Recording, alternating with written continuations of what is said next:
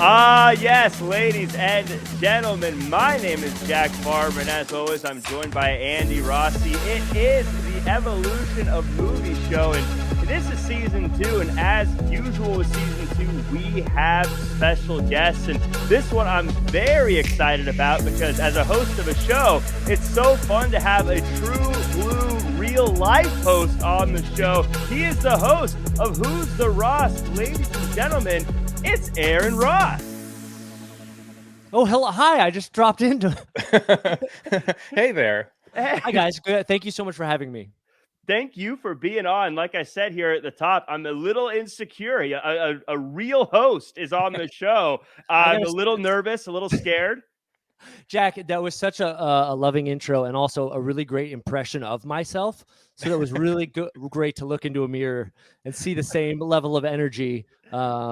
So thank you so much. That was great. Well, speaking of energy, you've got a coffee cup there. What does that say? Thank you. What a great segue. You are so good at this. This is North Fresh Coffee Roasters. You can go to northfreshcoffee.com and get the finest coffee in the Northwest.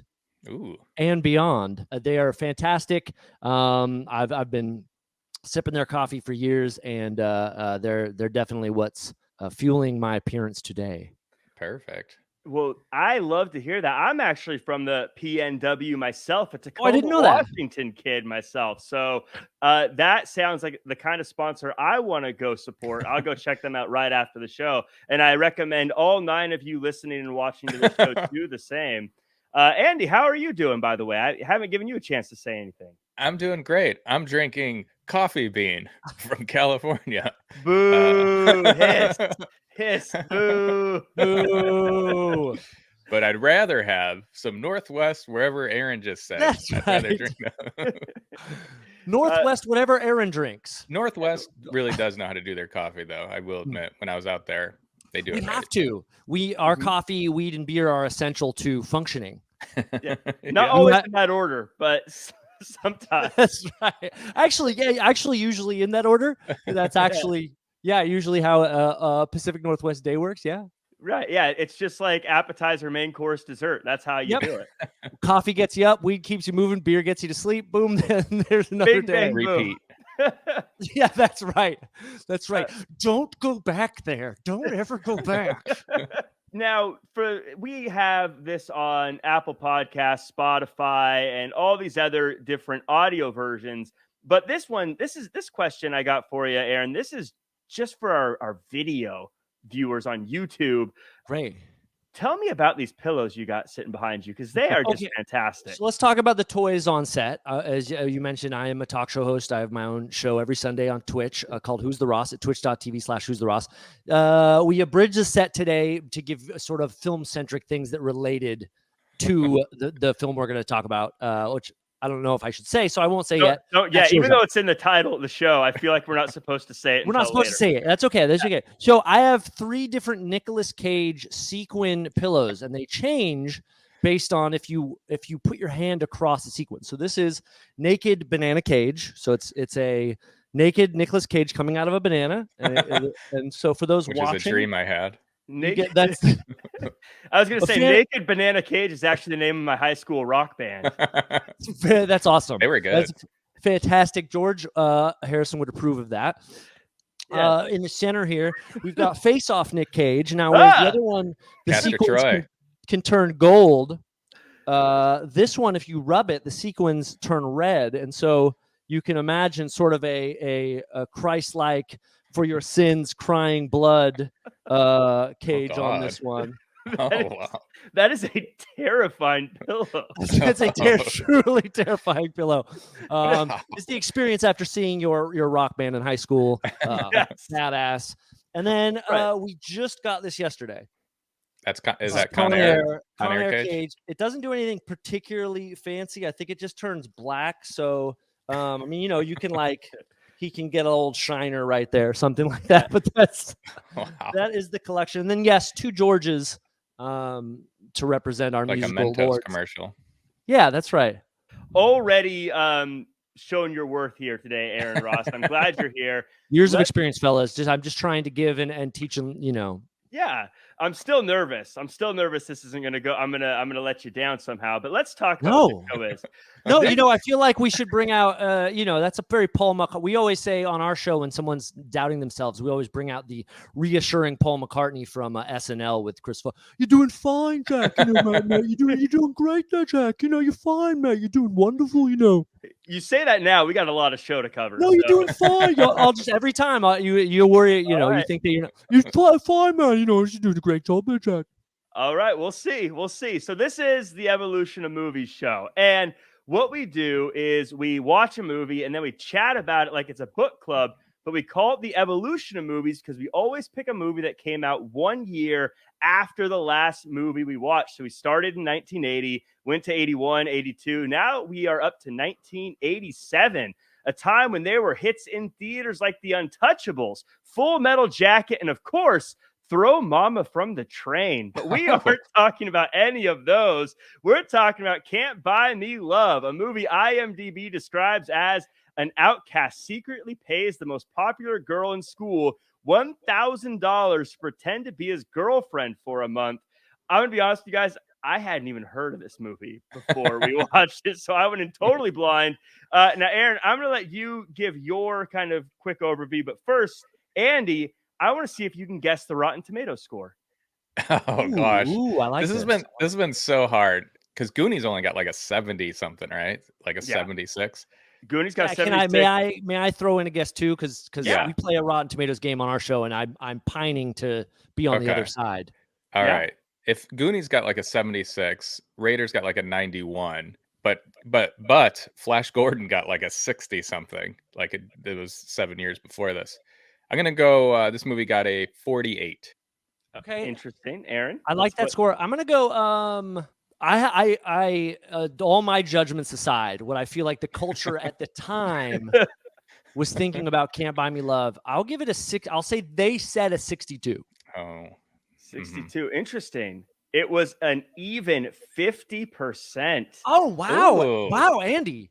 Wow, making it the lowest, making it the lowest ranking we've done so far because at the time Kroll did not have a Rotten Tomatoes score. It does now, and it's 38%, but it doesn't count because it does now. What? I don't know. They must. I think After people at Rotten Tomatoes watch our show and they're like, clearly we need to make sure everyone knows this is a 38%. But Aaron, what had you seen this movie, and what were your thoughts going into it this time around? I had, this time around is the first time. I had not seen it. I was intrigued by the Beatles title as a big Beatles fan. And we have these two George sort of effigies that are on the show. In fact, actually, I'm going to defer real quick. I'm going to defer. The Georges actually wanted to have the first word since it's, from their band. So I'm going to bring them in if you don't mind. Yeah. Two Georges. Hello, fellas. It's me, George Harrison. And me, George Harrison. We're the two Georges. I got to say, I've never heard of this movie. Little surprise they took our song title. Not sure if anyone knows whether or not we've gotten a little residual by it or not, but hoping we get a little kickback, if you know what I mean, from this fun little romp, of a high school sort of Pretty Woman before Pretty Woman. George, it's a very great, analogy of what the film sort of is like, it's right before, sort of a high school Pretty Woman there, But I got to say, not particularly, unhappy about, them using a song title. It's Paul's song, we didn't really, I was half asleep when we played on it the first time, And me, the other George, I wasn't even there because you hadn't had that LSD trip that created us. Anyways, I'll go back to you fine-looking lads there. Two Georges out. Two Georges. I just felt that was necessary, that it was good to get that perspective. But I think it's totally fair, right? Pretty Woman in high school. Yeah, I mean, this is a little awkward, Aaron, but I kind of would rather we just had the Georges on. Fellas, we kind of wish that was the case too. We're happy to actually hang out with you boys the whole time, but you've got to be careful. Where there are two Georges, there could be 3 Pauls, mate. So if you've got me, Paul, and Paul, and me, Paul over here. So just be careful what you wish for. Oh God. Yeah. Next thing we know, it's gonna be 4 Ringos. As long as we don't get two turtle doves. The gods for the 4 Ringos, by the way. That's entirely possible. I think the 4 Ringos is one of the signs of the apocalypse, though. Yeah. It's coming. It's coming. So before we get into breaking down this movie, this is the part that everyone's favorite part of any good show or podcast is where I say thank you to everyone for watching or listening across all those platforms where you get your podcast. Like, comment, share, subscribe, 5-star review, share it with your friends. Why don't you? It's the least you could do, literally. I mean, you could also send us money, but for now, we'll just take the 5-star reviews. Watch it already. Come on. Yeah. So let's start Come on, watch it now. Come on. They're nice lads. They're very fun. Listen, you should watch on the visual. They're very handsome. I'd like to see them maybe with a little more, longer hair. It's like, let's not keep it so tight to the vest, gentlemen. Just a word from the George there. I actually have a mullet and a very tight ponytail that you can't see behind. Right. Or party in the back. It's just tied up in the back, so you can't see the ponytail. But it's business time right now. Right. We got it. It's time to work. So we start off, and Dr. McDreamy is mowing a lawn and looks nerdier than I would have guessed as popular girls show up in a convertible after a shopping spree. Their mom says they need to be more mature like McDreamy is as he eats a face full of lawnmower grass. Now, this is the very beginning of the movie, Aaron, but already they've kind of set the stage for the world we're going to live in and the characters in it. Tell us a bit about what you're seeing here at this early juncture. When the film, I'll say in the first 20 minutes, and I watched this last night, I was just sitting cursing you guys. I was just like, geez. I was like, his evolution. Where's my Citizen Kane? Where's my Godfather? Where's my There Will Be Blood? It's a different show. Yeah. So, I was just, bastards. And I just want to say as it moved along, I did find myself, as these sort of films go, they do sort of suck you in. They know that one thing that you can kind of relate to in the love story. And there's one comedic character to the side where you're like, this is kind of hitting, at least from the beginning. So you mentioned McDreamy. We got Patrick Dempsey from Grey's Anatomy. Mm-hmm. The guy's named McDreamy, but 30 years earlier, I guess he's McNerdy, Yeah. But of course it's one of those quick switcho changos. We obviously don't get that right off the bat. So they established he mows lawns in Tucson, which I didn't understand because I've been to Tucson and I'm not sure I saw, as Wayne would say about gun racks, a lawn, right? To have a riding lawnmower. So that's its own fun there, right? Like he didn't just invest in like a push lawnmower that a teenager. He somehow has a riding lawnmower to make money for the summer that I would think costs more than the lawns he mowed. So I'm just throwing that out there. Right. You guys mowed lawns, those things are expensive. Yeah, and that's a good point because I'm sure everyone there just has desert in the middle of the summer in rocks. The lawns are rocks. They're rock lawns. Yeah, it's not like they've got tons of grass they got to take care of during that time. No. I'm sure it's all dead anyways if you have a lawn. No, if so it's an interesting water place to throw the film. I'm assuming there's a writer there that was from that space. I appreciate the Tucson. That's a rare move. Tucson film, right? Yeah. I wrote down the director's name was. I feel like this is of note too. Steve Rash.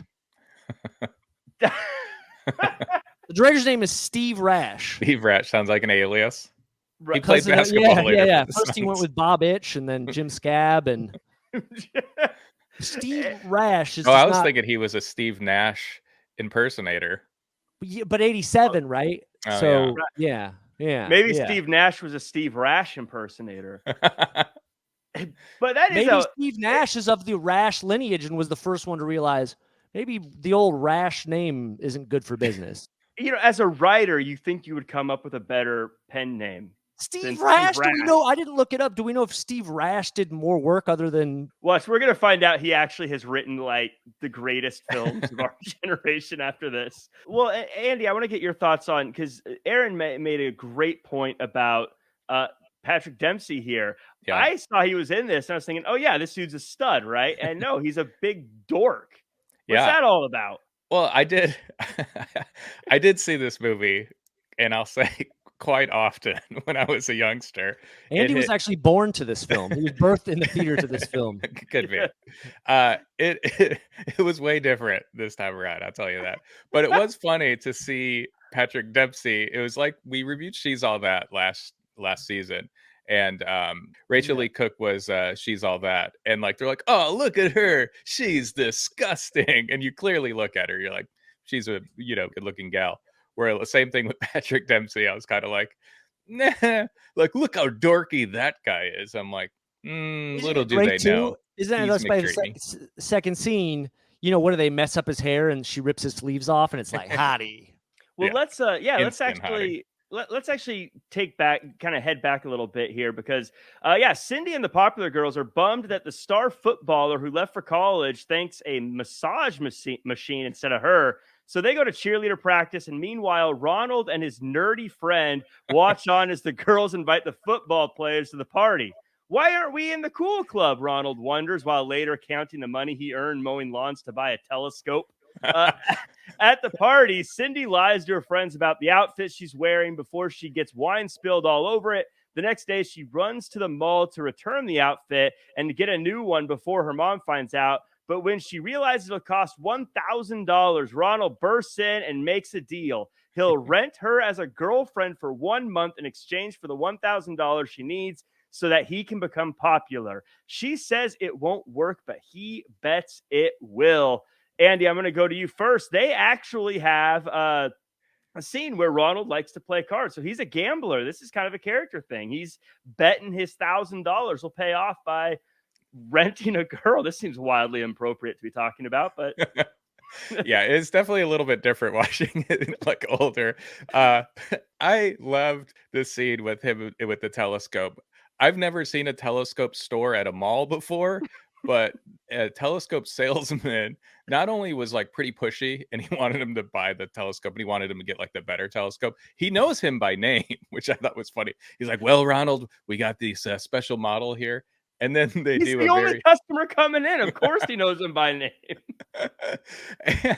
and they do a very like 80s, I feel like, joke where they're talking about something. And then he looks through the telescope. He sees Cindy and he says, yep, there's an erection. Something like that. I'm like, so stupid.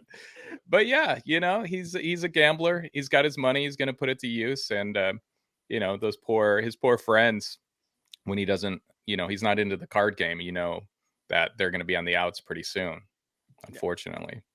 So, Aaron, I got to get your take on this because one thing that always bothers me about movies is when something happens and then it doesn't really matter. I want you to talk to me about the creepy guy that takes out Cindy's mom. Just take it from there. Yeah, I Rock. Rapey Rock was they present a future stepdad that's drooling over the daughter and then is laughed off by the mom. So in 2022, I feel like they'd have to create a new warning to start the film about just that part and how foul that dude is. Indicative of the times. Or he gets murdered or something. Yeah. Yeah, that would have been good. That would have been justice today. Today, that would have happened. In the film, spoiler alert, he's only shown once, and later in the film, the mom goes, "I just wanted the night by myself, honey. Let's watch a movie or something." Like it's sort of like that guy was. It was on Thanksgiving too. I don't really get why he like that whole scene. That whole guy was unnecessary. I didn't even catch his name is Rock. Rock. Pretty sure. Is it really Rock? I think pretty sure his name was Rock.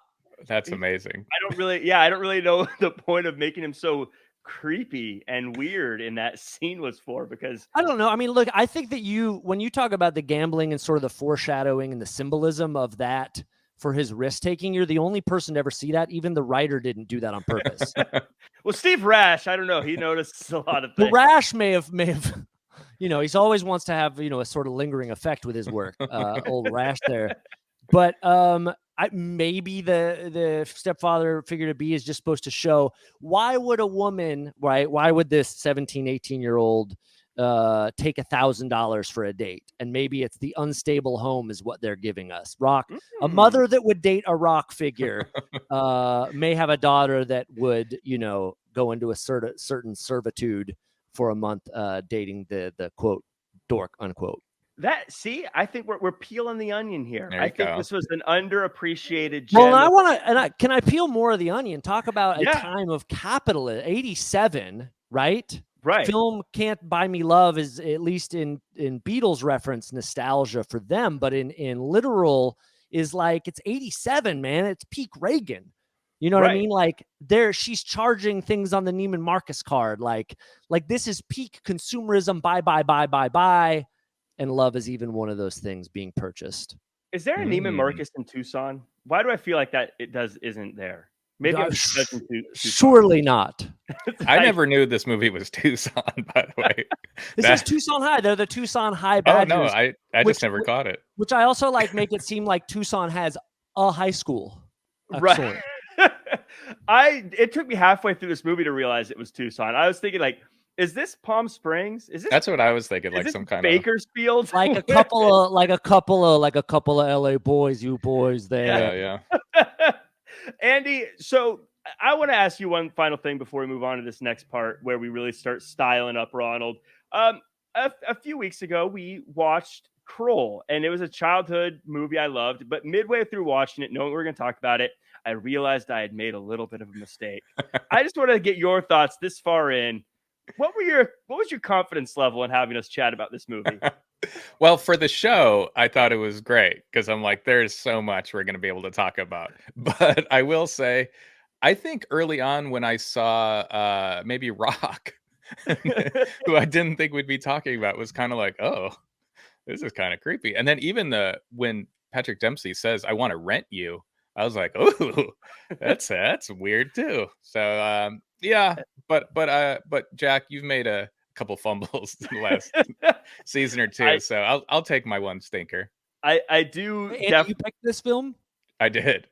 So I should have been cursing your name last night. But But again, I'm a victim too here, Aaron. Was that? I'm a victim too here. Yeah, Jack and I are. You know what? But I'll say, and we'll get more into the spaces we enjoy. You know, as much as I thought, man, this is like the most inane, it does grow on you. It does. Like a rash. Steve Rash. Like a rash. Hey, you know, I know that the Georges actually wanted to say something about the title. Can they jump in? Yeah, absolutely. Two Georges. Hi, it's me, George Harrison, and you know, we just wanted to say, you know, Can't Buy Me Love, you know, of course, one of, you know, the song titles of a Paul song, you know, and the Beatles, you know, which I'm, you know, sure plug, you know, if you guys want to get out there and watch Get Back on Disney Plus, you know, it's quite, you know, it's a fun thing if you want to, but, you know, the truth is you can't buy love, you know, but you can steal it. What do you mean by that, George number one? Well, you know, I mean, Eric Clapton, you know, stole our wife. You know what I mean? You know, it's like, you know, so I'm just saying, you know, and you know, we sort of shared and whatnot, you know, so maybe you can borrow love, you know, could be part of the title, you know, but you can't buy it. I just wanted, you know, to throw that in there, you know, so thank you guys for listening. And, you know, we're still not over Patty Boyd. Sorry, guys, they're really not over Patty Boyd. I think it's good too that they're plugging the music. I think people need to find out about their music and who they are. You know, if you don't, they're so modest. You know, if you don't know us and all this, you know, Disney Plus, Get Back, and all that. So right. So at the school, Cindy styles up Ronald like she's all that before heading into the first day of school. Everyone's sizing him up, and he's already acting like Johnny Cool, sitting the wrong way in his chair, etc. But in home ec, the cools are starting to ask questions. Cindy plays her part, though, and even defends Ronnie at lunch until Ronnie talks sports to the guys, and that just always works with guys for some reason, talking sports. Later, Ronald gets to go to his first party as a cool kid, but his geeky friend is looking on thinking, he looks happy. I'm going to ruin this. Yeah.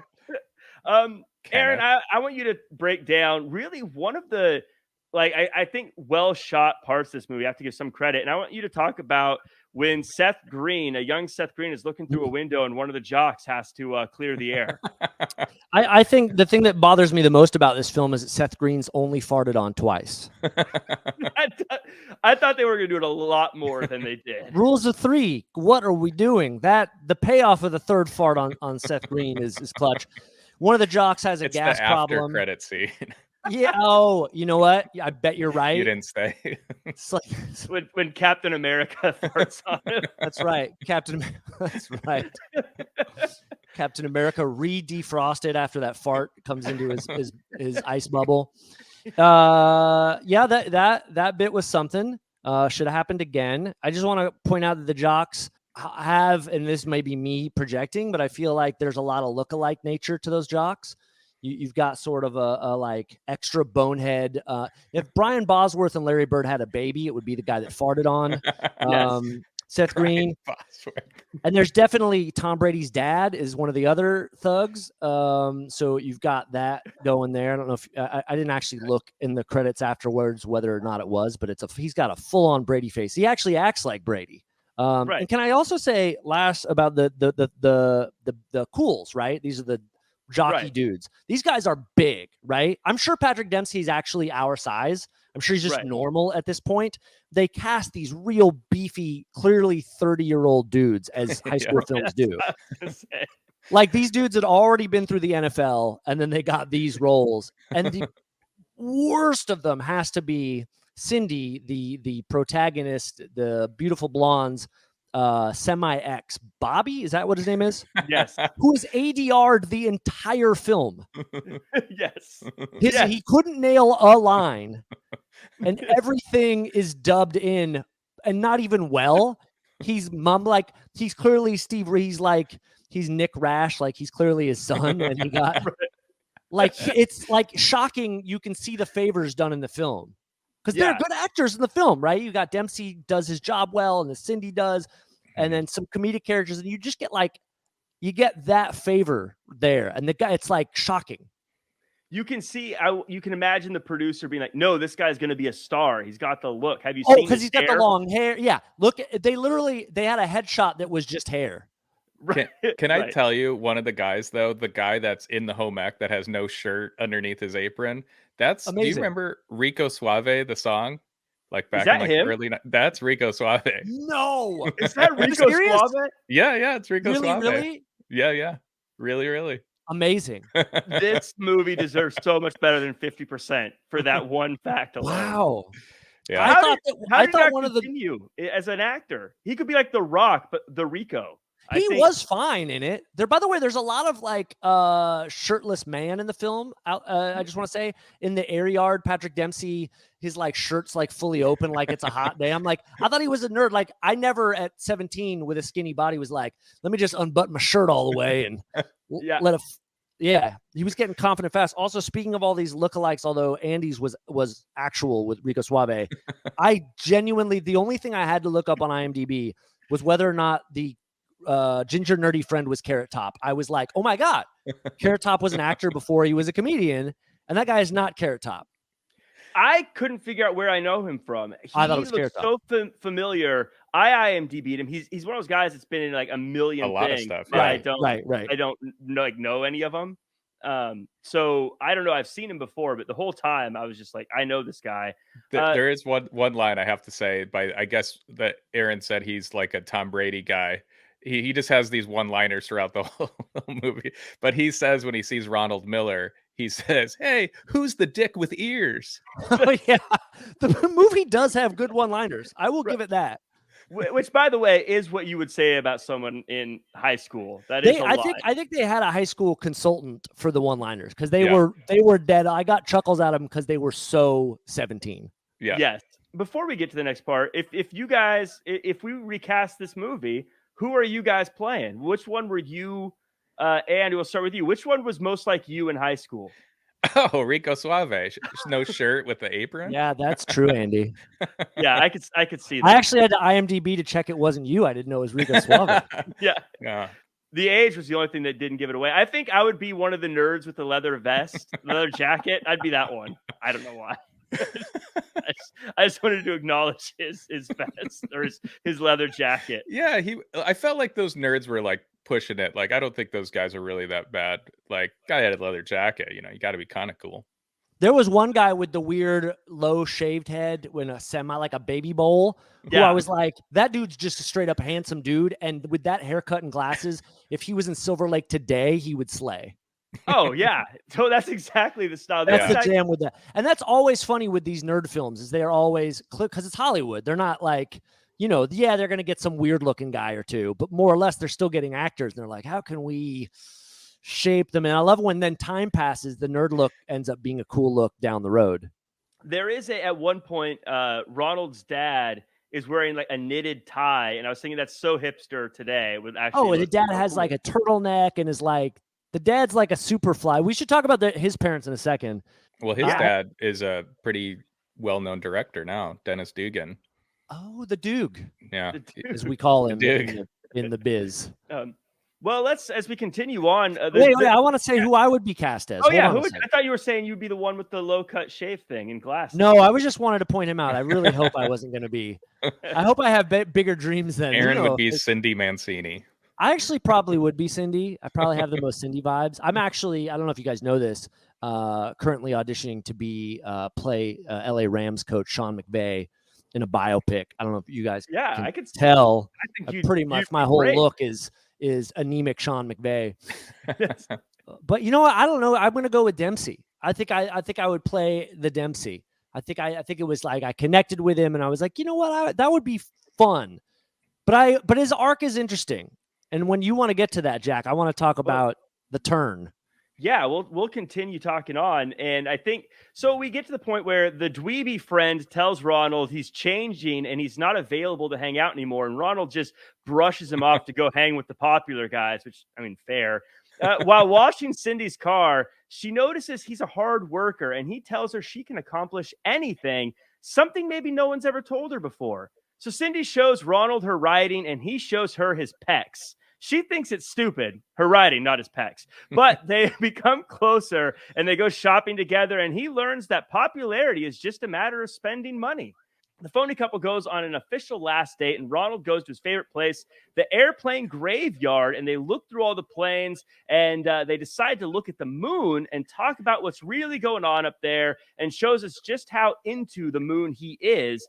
They chat and she wants to kiss, but he wants to talk about how they're going to break up, which is kind of meta because he was kind of breaking up with her as he was doing it. At school, Ronald makes a bit of a scene dressing down Cindy, and now everyone thinks he's cool. He thinks things went great, and you can tell she's hurt, but she's a trooper and warns him that no matter what happens with his popularity, to never change. Aaron, this is the foreshadowing of what's going to happen, obviously. Yeah. He's going to go for it. He's going to want to be popular.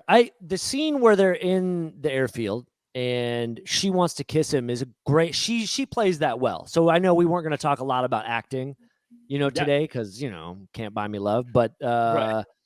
But that was well done, and I found myself rooting for them, and he was obnoxiously oblivious. I understand it goes with where we need to take the film. Mm-hmm. But like shockingly, like I wish there was a way. And then we get to the scene where you said he dresses her down. It was like, can he really be that? He was like the sensitive guy the whole time, and he thought that was like the good. Haha, we'll really teach him. Like, I wish there'd been a softer way to have done that. That had a little bit of believability. Well, I think she told him he has a reputation now, and soon as that happened, it really flipped a switch in him, and he's like, "Oh, it worked! I have a reputation now." Right. So then he turned into super douche. I was curious. Maybe you guys could answer this for me. So he wanted to buy this telescope. He's at the telescope store. Right. He's got a telescope. He's in this graveyard. Airplane graveyard. It was like a homemade one though. But that one saw the moon like pretty good. But I don't know. What else do you need? He wants to get closer. See, like right now you can see me like this, but what if you could see me? Oh yeah, that's true. That is I think you should do the rest of the interview that way. Two Georges. We think you should definitely more close up on Jack. More Jack, says two Georges. More Jack, two Georges. This is a very crowded show. But Andy, I do want to talk to you about, I guess, Aaron, to your point, this was a part of the movie. I was not actually, but in my head, sort of yelling at the screen going, dude, you're messing up. Why? Like, it's right there, dude. What are you doing? Slam dunk. And then I do like when he breaks up with her, though. He sounds like an older guy. Like, you spent all my money. You're going out. Like, he sounded like an old man. He opened his wallet. Like he was going through a divorce. You're cleaning me out. Yeah, that was very third marriage territory. Again, I think I probably connected. It was a very 80s, like, that was money time. That was money time, baby. So they used that as a crux. And I guess that connects a lot more then. We're all so broke now. I was just like, be broke with love. We'll never have money. It's 2022. We'll never have money. Right. I do love, though, she says, don't ever change. And it's literally the next scene. I know. Completely changed. I'm going to tell you guys right now, if I have any type of fame waved in front of me, I am going to be a monster of a human being. As soon as it happens. I don't know you that well, but that's obvious. That's okay. Yeah. Just so all of us hosts are that way, Yeah, I will throw everyone under the bus and take my star on the Hollywood Walk of Fame. I'll be Kenneth. Hey, okay, fit me in Sunday afternoon. Thanks. Was that his name? I just kept calling him the dorky friend. Kenneth, yeah, Kenneth. So Andy, now speaking of him missing the clear signals that he wanted to, or that Cindy wanted to kiss, do you have any good personal stories of a time where you totally missed an obvious come on? Well, me and you that one time. No, yeah. When I leaned into the camera just now, I think I was always like, I said I was the shirtless guy with the apron, but I probably was the guy that probably missed a lot of signals and was just always hanging out with my dudes. Be like, oh yeah, she's interested. I'd be like, oh no, we're playing Madden at my house and WCW Revenge video game. So sorry, laser tag later. Yeah, a lot going on. You were like a high school version of Will Ferrell in Old School. Yeah, I think so. Laser tag if we have time. So as we get through, now that he's single, Ronald is dressed like a Wall Street version of Lloyd Christmas from Dumb and Dumber, and everyone loves him. But his old goober friends are still haters, but that doesn't stop him from writing a check his boogie shoes can't cash by promising he's a sexy dancer. So he goes to the TV to observe God's greatest form of dancing, professional wrestling. Then he changes the channel to what he thinks is American Bandstand, but it's really an African culture dance.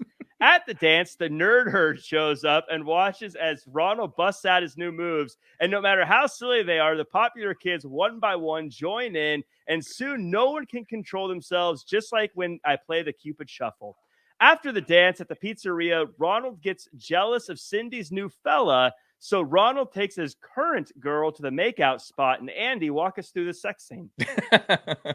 Yeah, about that, she's talking about her breasts. Yes. And then he celebrates underneath a sheet in a flashlight. Did he just get some booby, or did he go all the way? I actually don't really know. They never really tell us. I think they insinuate he went all the way later because one of them sort of speaks to his prowess. And can we have to talk about this? This is what I was so confused about. So my high school, nothing like these ladies, by the way. Well, no one's high school was like 30-year-olds because you didn't go to you didn't go to high school. Horny 30-year-olds, 30-year-old New Jersey secretaries. Like right. Cindy's two friends both sleep or at least date Ronald, the Dempsey character, and they're just they're very mature about sharing him, by the way, too. But Cindy... by the way, there's a locker room scene with a lot of skin, and I've worked at strip clubs, and that's what that space looked like. Like they were tall, and their outfits were like this very strip clubbian sort of space there. That that's a choice, right? But Cindy, this is what I was so confused about. Who's like the sweet one out of them? She has a boyfriend, this guy Bobby over at Iowa, and then she's got another boyfriend with the long hair. So I was just so confused. Wait, I thought the long hair guy was Bobby. No, that was a different guy. And then Bobby has long hair, and then there's a guy with the milkshake was a different guy. I think his name may have been Bobby also, though, or Biff Bobby. Or something. I can't remember their names. He was just the mean boyfriend. He's a mean boyfriend. By the way, why is she taking money to pretend to be a girlfriend? Just straight up abusive. I mean, he's just like, hey, get me a milkshake, babe. Make sure it's thick. And she's like, what? And he goes, do you know what I said to you? It's like, holy shit. I thought we were having a fun time here. And this guy's like, that guy was pretty gross. They throw in heavy stuff from time to time, including Jack, we would be doing a disservice. We didn't talk more about Ronald in the car with the Jersey girl. She says, do you believe in long distance relationships? And he's like, what? And here's the thing, I gotta give do you believe in long distance relationships? And he goes, he's like, I don't know. And she said, well, because reach out and touch someone. And I was like, damn, that is, rarely do they give the women characters these great one-liners. And she rattled off like 3 that included like something about a rhyme about her pretty titty. Yes. She's like, have you ever seen a titty that is pretty? And I was like, man, she's like a pimp. Straight up pimp moves. That was so weird. In the car. I'd like to imagine that after she did all of this, he goes, wow, so how are we going to break up tomorrow? That would have been the good move. And say he still doesn't see it. He's like, oh, okay. Just oblivious. So yeah, that all happened there. And we didn't even talk about the dance. Yeah, African anteater ritual. Well, the dance was that is as painful for you guys as it was for me to watch. I had such secondhand embarrassment for everyone involved. How about that band though? Those guys had some great mullets. Yeah, full on, very, very Princean. The thing that distracted me the most, I mean, it's like a Prince cover band-ish. And the thing that distracted me most was just the percussionist that just hit his electronic snare. It wasn't an electronic snare, it was a snare, but it played that electronic sound. And all he was just doing was this, which I thought, like, were there bands that were really it was very interesting. They were very... I felt very inappropriate for a high school dance, the way they were playing and performing. But maybe I'm a fuddy-duddy. Am I a fuddy-duddy? The whole thing is that he mistakes American Bandstand for a PBS show about African dance, which is its own problematic moment. Yes. As is. That's not to say that probably most dance is not stolen from, African culture, right? I mean, the 3 of us lack rhythm other than the Cupid Shuffle, and even we can't get that right. Right. And they tell us literally how to do it during the song. Yeah, I mean, we need instructional videos to the left, to the left, to the right, to the right. It's an odd thing, especially when there's maybe a Black person in that school. It's probably just sits right in the uncomfortable space. But as you could predict, everyone loves that dance, and the nerds know it. They know it. And they are in. Andy, was it painful for you to watch that? Did you enjoy watching everyone slowly do the...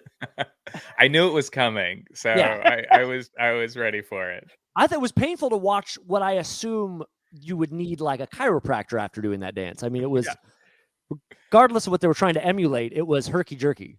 I was saying, how long are they going to do that? Because there's like 4 moves, and he just kept shaking. It was funny, though, how Ronald Miller was... I mean, I don't know if I've ever seen American Bandstand, but I could tell you what it is, and I knew it wasn't that. So it was interesting. In '87, American Bandstand was probably fairly popular, and Ronald Miller is like, oh yeah, this is it. These 2 random people doing a dance. So I just thought that was just unbelievable. So yeah, back at school, Ronald is falling asleep while his dorky friend nags him. Then it's Halloween, and the fellas go to pull some pranks, and the house they're egging isn't any house, though. It's the dorky friend. While that's happening, the girls are fighting about Ronald, and the wheels continue to fall off as Ronald starts to fail his classes while Cindy's boyfriend is a complete jerk, but he did ask for extra thick, and that was super watery, so I don't know. Maybe he has a point. But Cindy wants to get back together with Ronald, but he's mad she didn't like him until he was popular, which is actually kind of fair. He decides to throw a party on New Year's Eve, and Cindy sees Ronald with another girl, and Bobby, the footballer from the beginning of the movie, shows up to the party, and they tell him that Ronald is a legend and that him and Cindy had hooked up, and he calls Cindy a prostitute. So she admits the whole scam in front of everybody, and she says that Ronald was right. The plan worked. Everyone is a follower, she accuses, before stumbling out, and now no one wants anything to do with what was the coolest guy in school, leaving him to curl up and cry like a baby. Aaron, this is our kind of all hope is lost moment. Yeah. A lot. We packed a lot in that description there. Well, I mean, the Halloween thing for me was like the first this crazy thing. Like, I don't know. You can't do that to your buddy. Yeah, that definitely broke some kind of bro code. But I thought it was yeah. I thought it was funny how they did. did we fully illuminate the audience if they haven't seen it? Because I think our description could be better than the film itself. But it's important to note that he throws Billy Madison style, a sack of shit. Yes, which is like an underhand fastball too. Like a lot. Like, did they say it was? They said it was dog shit because the first idea is that it's the big beefy Larry Bird looking guys like shit. Right, right. Big John. Which would be grosser, but it's still not good. Which would have made sense. That would have been your 3, Aaron. You would have had 2 farts and a poop. Well, can I say the missed opportunity there is because Seth Green is often following his brother. If when they threw the bag of the blonde guy's shit and it hit Seth Green, man, that is a myth. That's your rule of 3. And little Seth Green getting laid out by a sack of shit and going to the hospital would have been pure gold. To be fair, that would have been gold regardless of the build up to it. I think I would have gone for that. But you're right. They missed an opportunity there. And the other opportunity was missed was Kenneth's dad. They catch Ronald Miller in the net, like swarm him. Instead of they just left it to Kenneth. And then once he got out of the net, they just left him. I'm like, couldn't they have like gotten the license plate number of that van? The dad could have. Do you notice that happens in every film? No film ever gets the license plate. Like people park a block away. And no one ever. I was watching Pen 15, and they mess up someone's house, and there's not like if you can see the car right there, just grab the plate. Like I got my plate pulled by people when I was an idiot parking on the same block. Yeah, they go to the same school. Like, aren't they going to go? Isn't that so and so's van? Isn't that, isn't that Larry Bird's kid's van? Yeah, that's Bird and the Boz's kid. Yeah, doesn't he drive that to school every day? It's probably him. That he throws a shit at the house, and a scene later, when Ronald talks to Kenneth, and he's like, "I'm sorry, man. I want to be your friend," and he, in tears says, and it's the best line of the film. Yeah, you shit on my house. Wait. Yeah, like shit on my house. That is the best part. Which, by the way, as gross as that move is, and it would be frustrating, it'd be a bit crushing for your friend to do it, and yet it's so funny. Wouldn't you like Andy? If you did that to me in high school, I'd still look at you and go, "What the?" I'd laugh and go, "You shit on my house? That's hilarious." But you shit on my. I would like no, you shit on my house. I mean, that soundbite, I got to get on a soundboard. Like that is one of the all-time great line deliveries of an absurd topic. And it would take some time, but it would be hilarious later as an adult. You shit on my house. Shit on my house? So, Andy, I want you to walk me through. And he didn't take a shit on his house, just so we're clear. He threw somebody else's. He threw we've been told as a dog's a full like cantaloupe size. You know what though? You got to give Rico credit for getting the right kind of dog shit because it exploded. Like it was the right consistency. I don't know how he made sure to find it very well could have just. Well, this was their 4th year doing it.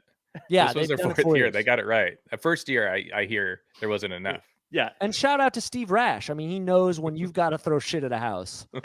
That is what kind of shit you use. Well, Andy, before we move on to the I guess the final part of this movie, I want you to talk about when Cindy's in the party and she's going into different rooms and people are hooking up and she sees Ronald with the Greyhound girl. Walk us through that sex scene. Well, yeah, he's really going for it. And she says, "You're not going to respect me." He says, "Oh, I will." And then she's like, "Okay." But then he's spouting off her poems, and that's just, I mean, Cindy's poems. You really got to feel for Cindy there. Yeah. And Ronald says something, I think to Cindy, he says, "You could have had the Ronald Miller Express," which I thought was such a shitty line to say. And that lady, Iris, she's got to be 46 or something. Oh, yeah. Yeah. I thought she was someone's mom going to the kid's locker when she's introduced to like grab his homework. Yeah, she looked like such an adult. Like, oh yeah, she's been with everyone. Well, yeah, she's been on Earth for 50 years. What do you expect? She knows. She knows a few things. And then Bobby returns, and like Aaron said, it did seem like his audio was off or something. He's just a really bad actor. Just like came in. He kind of reminded me of, you guys remember Coach? There was Hayden Dauber. Fox. Dauber. Yeah, he's like like young Dauber. Son of Dauber. We got a coach reference in. This is a good episode. This is good. I agree with you. We just same on Hoover Ross. If we can get a coach reference in, it's got to be Dauber. I just glad that you knew that I was going with Dauber. But Cindy's toss too of the cup onto the record player was pretty awesome. Like she literally threw the cup, record scratch. I just got to give her props for that. Okay, look, can we talk about at this point now that we're rounding out into the third act, right? Ronald spends way more time in this film being a piece of shit than the good guy. Yeah, I was gonna say like, way more. I don't think he was redeemable. Mean Girls gives you a pretty good amount of the she's sweet and innocent, and there's a lot of build to that. This is like flip a switch, he's popular, he's a piece of shit for like 70% of the movie. I don't want to give away the end, but like I feel like that percentage is off. Yeah, I don't think that at this point I'm thinking I don't think you can make me like this guy. He's a total jerk. And now that he's lost everything, he can't be redeemed because unless he made like a big speech or something later. I mean, well, let's round it out here. So back at school, no one is buying Ronald's shtick anymore, and he's sitting alone at lunch, getting food thrown at him and getting his car made fun of. So he goes to his old nerdy, dorky loser of a friend that we talked about before. Kenneth. And the friend reminds him that Ronald shit on his house, which is pretty unforgivable. Ronald then shit on my house. Again, when you say it like that, I go, yeah, that's unforgivable. But that leads Ronald to sneaking into the girls' room and talking to a teacher while she's dropping a deuce. Ronald reaches stalking level in his pursuit of Cindy, finally getting her attention and giving a big speech, but it's really just begging at this point. And she says she'll be washing her hair in another country. At school, Ron's math-based friend is helping a cheerleader, so the jocks Kenneth redemption. So the jocks go to beat him up, but Ronald saves the day and gives yet another rousing speech. And he talks about how they shouldn't be doing this, your side, my side. It's tough enough being yourself.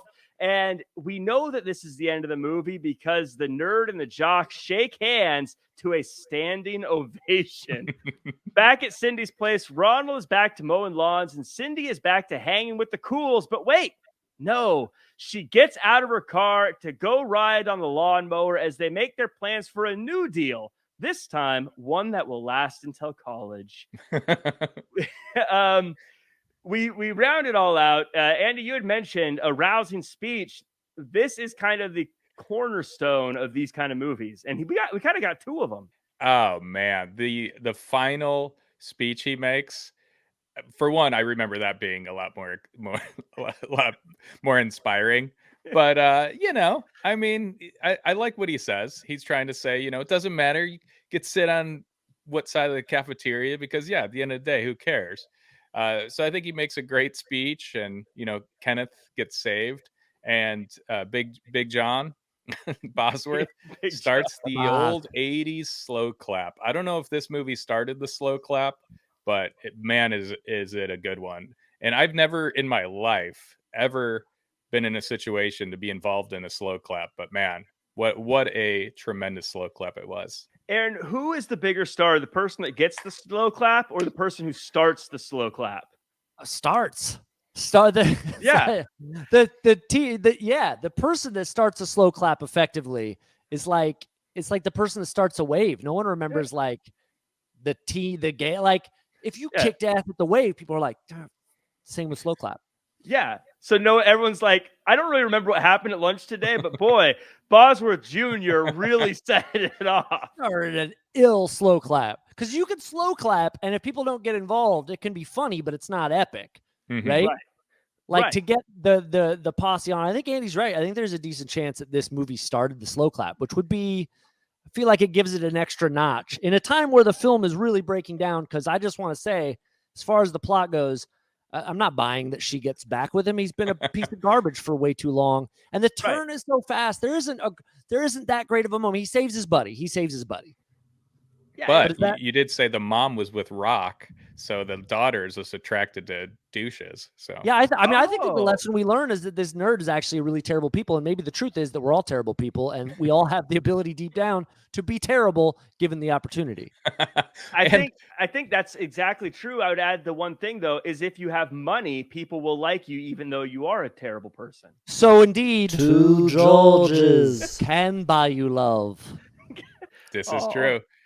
I got to add one thing that I just thought was just a really slight thing that I just thought was so silly is when Ronald's about to fight like the jock guy, the teacher is about to like jump in, like the older teacher, and the other teacher grabs her shoulder and is like, no. And I just thought that was funny. Like almost like he knew. He's like, watch what he's going to do. There are a couple other things to note, right? So the bathroom thing you talked about, he tries to serenade what we assume is Cindy taking a deuce, and it's a teacher. She calls him a sicko pervert with such extraordinary delivery. Love and she that. never washes her hands. Thank you. You're right. Especially in these times, how truly foul. Just grabs his head with her dirty hands. It puts her dirty hands right next to his dirty, mouth and face. Like, hands. she's like, come with me. That's a calculated part of the punishment. She, in her head, did the math quick about washing her hands, and she's like, this is part of his punishment, his dookie hands. It's like a 1 month suspension or detention. That seems 1 month of detention and pink eye. I don't think what you saw at the end is that she actually, as she moved away, she actually put one of the hands like into his mouth. Also, the Brady-esque bully calls, if I'm not mistaken, because I had to write this down, calls Ronald a twimp. Which was a vernacular diss I'd never heard before. We all know wimp, but I'd never heard of a twimp. So, what that's a combo twimp. of. Twimp. For a twimp? I don't know. Twimp. A terrible wimp? Total wimp? I don't know. Total wimp. Total wimp, yeah. 80s was definitely a big lingo era, right? Like, I mean, the era that brought in the rads and the awesome and the bodacious. Tubular and bodacious and things they were like selling lingo. Right. I felt like maybe twimp was one of those like I bet every 80s movie, if you go back and look at it, you'll find a rejected slang word. Twimp didn't catch on. Right. So I mean that pretty much does it for us. Overall, this felt like just a very 80s teen movie in all the ways you'd expect. Aaron, of course, you get the last word for overall thoughts, but Andy, any overall thoughts for you going back and watching this one? Yeah, this is what's so fun about this show, this evolution of movie show, is sometimes we do go back to movies that maybe we felt a little different about when we were 7 or 8 years old. I can't believe I watched that. Some of the things that, like some of the sexual stuff that was going on, and I was very young when I saw this movie. So that was surprising that I was like, oh, I like this movie. But yeah, very 80s. This definitely does not hold up. But it's great to see that Patrick Dempsey, had such a career change, because he was kind of like the scrawny, dorky guy. I think he was in a couple other movies around this time. And then, we obviously know him as McDreamy now. So, and seeing a young Seth Green was kind of cool. It's always fun to see these old movies to see what happens to people along the way. And it's kind of sad, I guess, to know that we haven't seen a lot of them. Right. Right. Seth Green, by the way, playing Seth Green in every movie he's in. Yeah. But it works for him. So he very much is playing like a lounge act comedian at 13. He's like, we didn't really talk about it much. He's so funny at that, talking to Cindy, and she like puts the makeup on him or whatever. He says like, chick thought it'd be good for my complexion. Very funny. He was good. I think the missed opportunity of this chat was Seth Green as a 13-year-old's pretty on point with his role. Yeah. He is the classic little brother. I think that was perfect. As someone who's been a little brother, that's pretty much what we are. Yeah. But Aaron, any final thoughts on the movie as we wrap up? I'm gonna give it 2 out of 5 Georges. I'm gonna give it 2 out of 5 Georges. Yeah, I found myself swinging into maybe 3 George territory. I just didn't buy them getting together and the percentage that we had of him being a jerk to not as far as that. And let's see. 2 Georges. For us is the 2 Georges. We'll actually give it, I'm going to give it, we're going to give it 3 Ringos. Oh. I feel like, we're going to give that 3 out of 5 Ringos right there. So, more fun than I had expected, appreciate the use of our song and the royalty we got for it. And, oh no, what's that? 3 Pauls. It's the 3 Pauls, We're actually going to give that 2 Johns, 4 Pauls, 2 Georges. Yeah, that's right. For 4 Pauls. What's the exchange rate on that to Nickelback? We're going to give the... How many Nickelbacks are there in the exchange rate? Is that what you're saying? Yeah. I think 25 Nickelbacks. That's which pretty good. Wow, which is more or less a quarter. I like that. That's a good. Our currency here is Nickelbacks, so I have to do the math real quick. But 25, I think 25 Nickelbacks was the final rating. How about you, Jack? What do you think? I agree with everything you guys are saying. Like, it was actually, I found myself enjoying watching it, but at the same time, I was thinking, there's no way these two stay together for very long, because this guy's realized that being a jerk gets you very far, and she's been already treated terribly. So she's probably, this isn't going to work out. This is going to have a sad ending for everybody, I think. Yeah, I guess I feel the most bad for Cindy in that she's really, like her mom, only picking real dipshit. Yeah. Kind of off, not kind dudes in the end. The moral of the story is, if a guy treats you terribly, go back to him. That's the story. So, Aaron, we have a fun little thing we do at the end of every episode where I challenge Andy to a 6 degrees of Kevin Bacon with someone in the movie.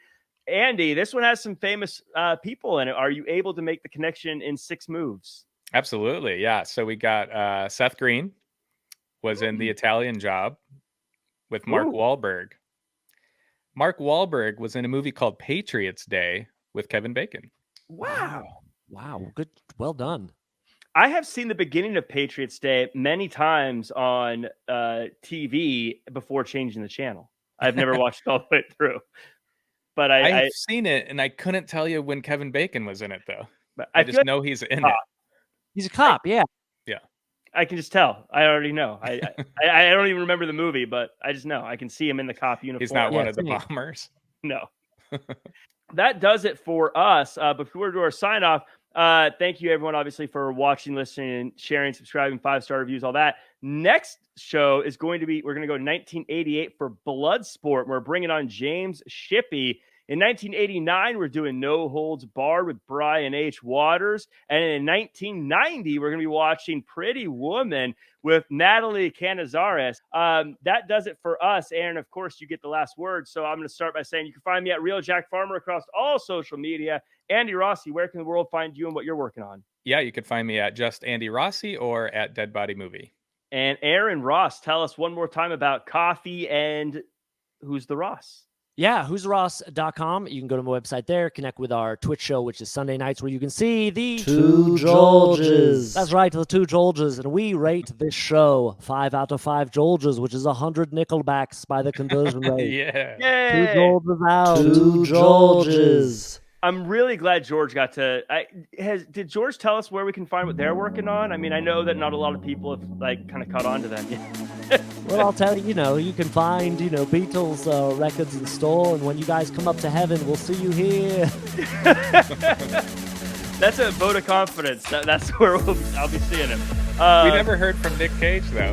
The 3 Pauls want to say, I can't, I don't know you guys as well, so I can't say as well whether you're going to heaven. But if you do slide down to the Helter Skelter, it's not bad, I got to say. The Nick Cages, they don't talk yet. But for all those watching, for $15, I forgot he had the bloody eye. That's right. This was Nick Cage. I mean, let's just talk about Can't what. Buy Me Love. We'll just slowly send him into you guys. That's a nightmare. Well, that does it for us. You can find us next year. Thank you, everybody. 2 Georges.